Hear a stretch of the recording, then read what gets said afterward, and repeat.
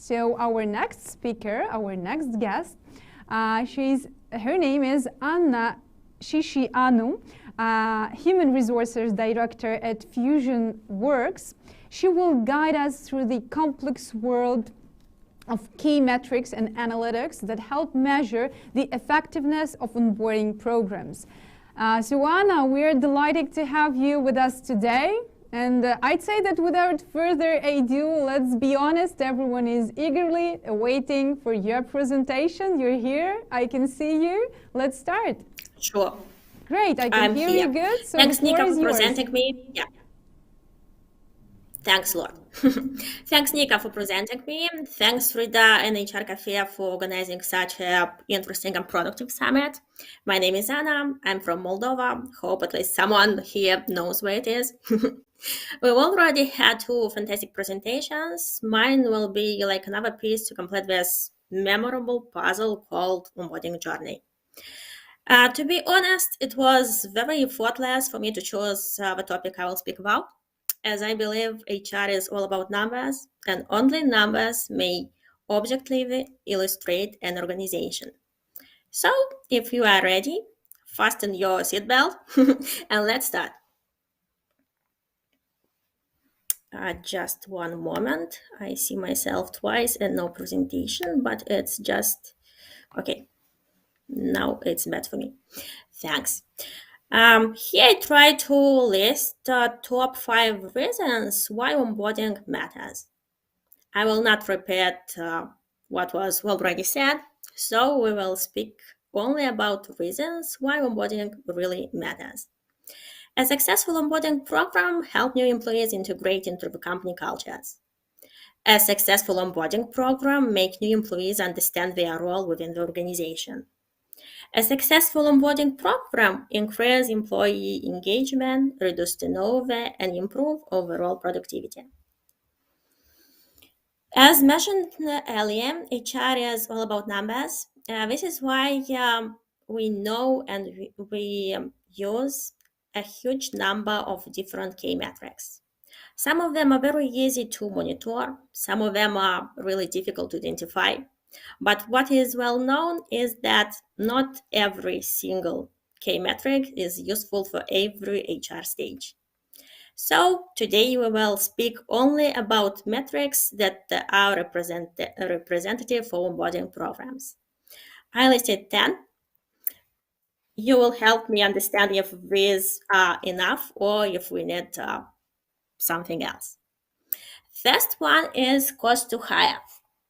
Knowing and measuring this key metric, we may reduce costs and optimize your onboarding process. Cost per hire is nothing else than cost for recruitment, training, and other expenses. Time to fill.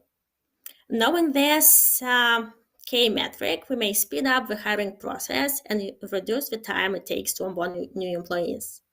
Time to fill a vacancy is the time between the vacancy was opened and the time when a new employee starts work. Quality of hire.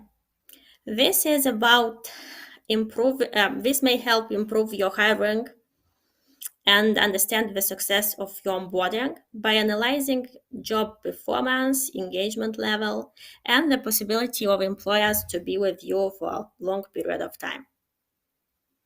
Employee retention. Knowing this metric, you may understand if new hires feel supported and valued or no. Employee retention is the percentage of new hires who remain with the company for a certain period of time. Compliance. Maybe this is my best one. I believe that compliance means not only if a new employee understands the rules of the company, but if a person understands and feels that rules. If we just read some rules and we do not feel them, we do not believe in them, it's not possible to be compliant with company's rules. Next one is learning and development. It's about the level of which new hires are ready to learn and develop new skills. Time to productivity. This key metric includes some other sub-key metrics, such as sales targets, project completed rates, or others. And this means nothing else than how long it takes for a new employee to be productive in his or her new role. Employee engagement.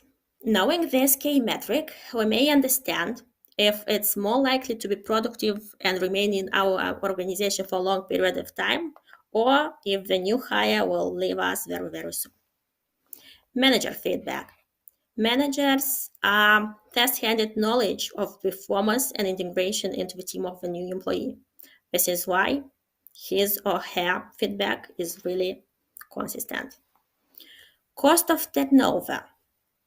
It's much easier to onboard the person you already found that start every time all over the recruiting process and look for someone else.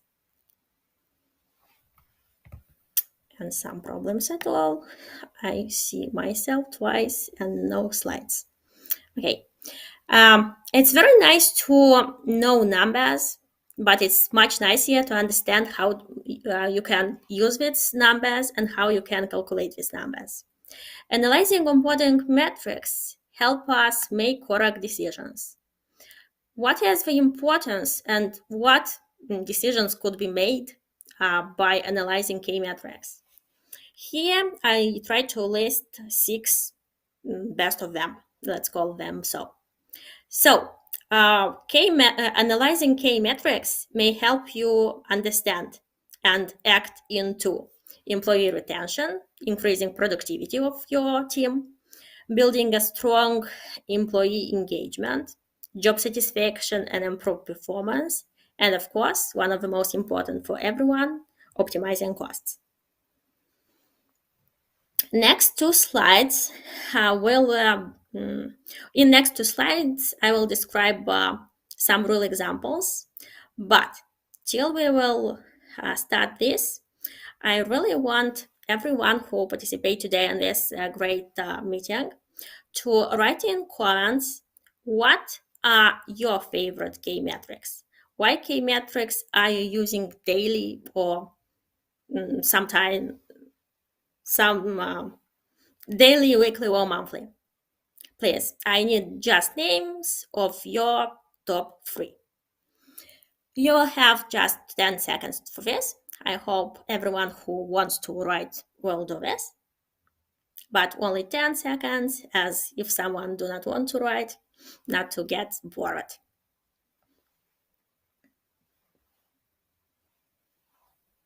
Five seconds.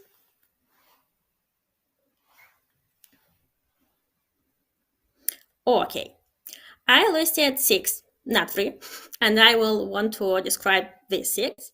But if I would need to choose from these 6 3, I also may do this as well.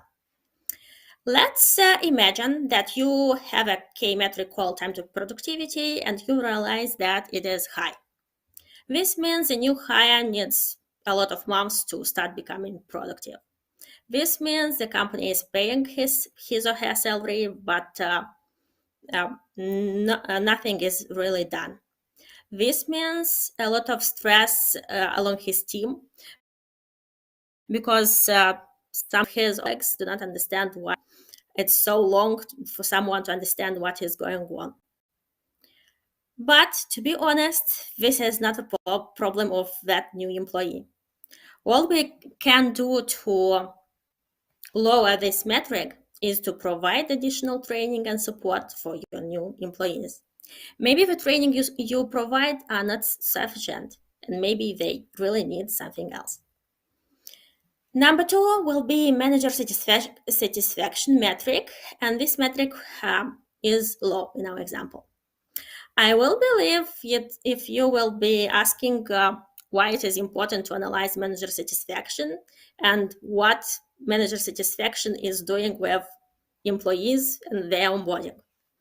As you remember, some slides ago, we spoke about manager feedback, and we agreed that this is very, very, very special as the manager is the first person that communicate with just 2 seconds.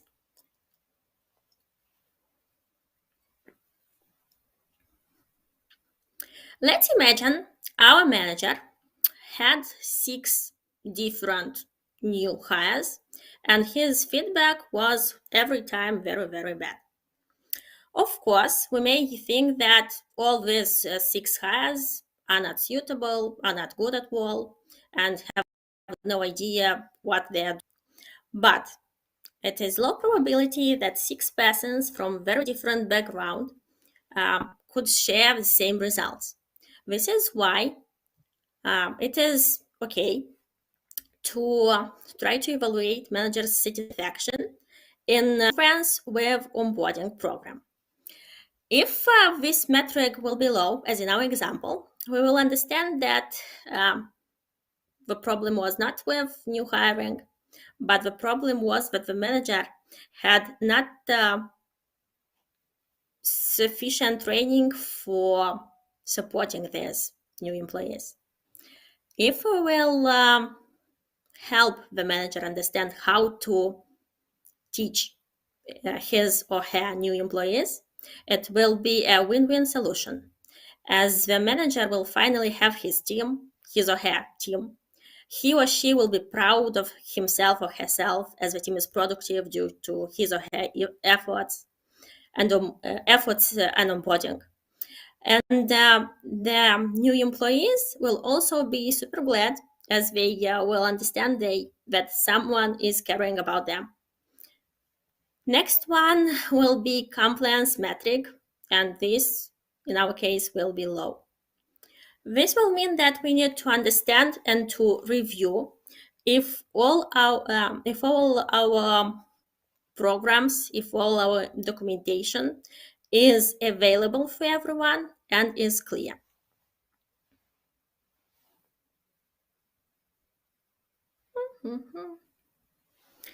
Okay, next slide.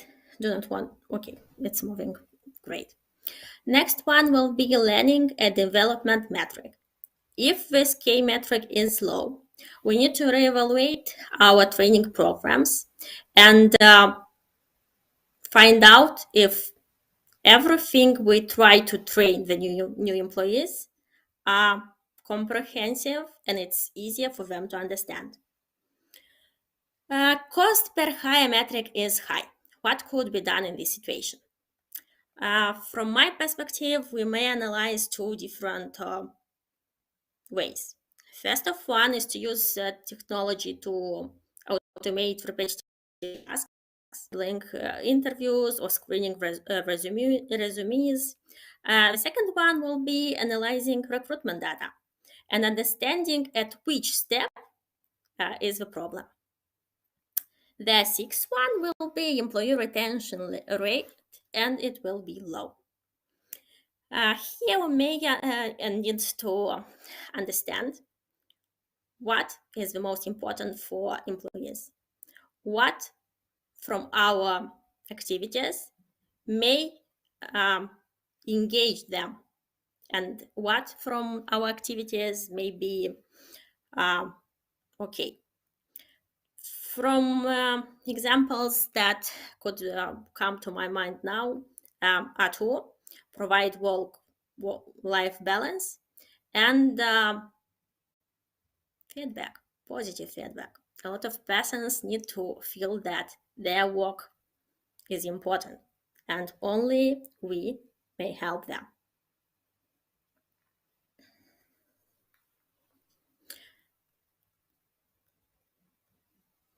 There are 2 ways of analyzing the data provided by K-metrics. This could be done manually or using different analytic programs.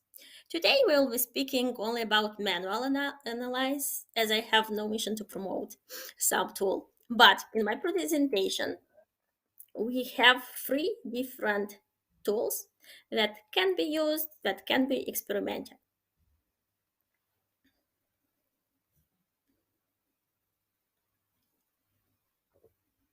Describing manual analysis, we will take a look to time to productivity metric and retention metric. Please take a look to the next chart. Here will be the task number 2 for everyone is hearing me and for everyone is looking to this presentation. The task is to try to understand this chat. What is this chat about? What conclusion is it hiding? What may we read and understand from this chat? I will also give you some time. It will be just 10 seconds this time.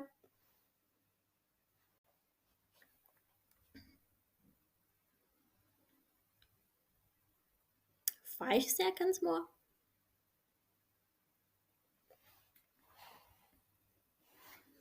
Okay.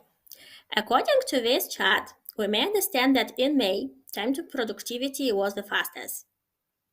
We may also analyze who was responsible for onboarding on these new hires, in what department are working these new hires, what is the background and experience of these new hires, and why not, who chose them. This information will be used like a best practice, as we really need to multiply this result.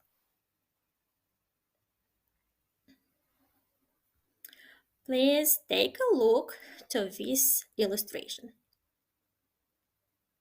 If a retention rate drops significantly at a particular point in time, the organization can review its onboarding program and make adjustments to address any issues that may be continuing to high employee turnover.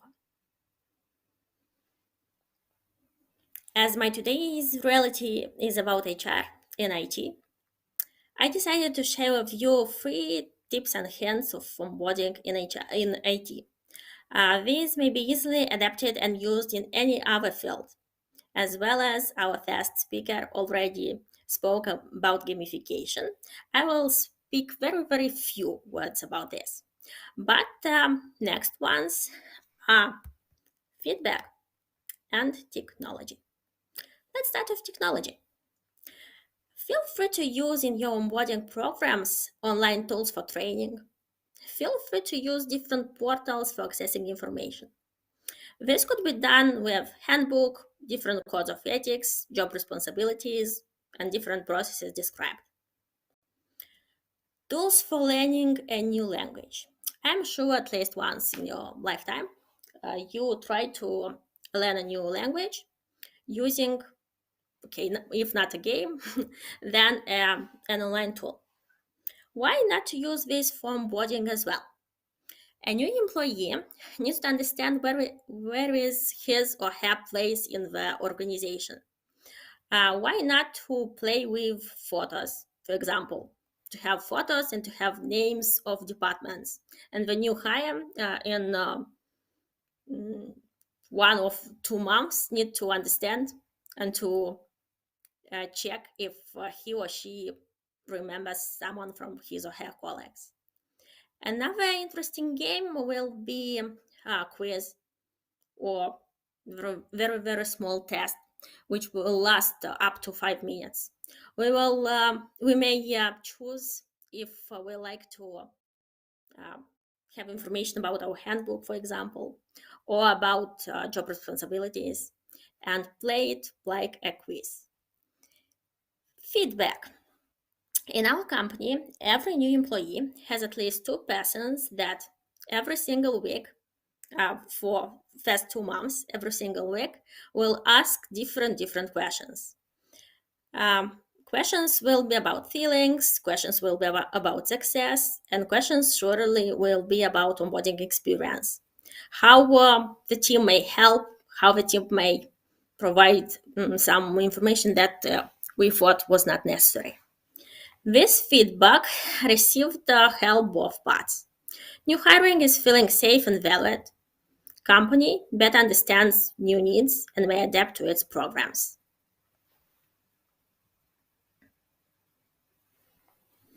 Overall, measuring key metrics is crucial for success onboarding programs. By analyzing this data, organizations can identify areas for improvement and increasing employee engagement. All of these contribute to a more productive, a more engaged, and a more successful organization. That's all from my side.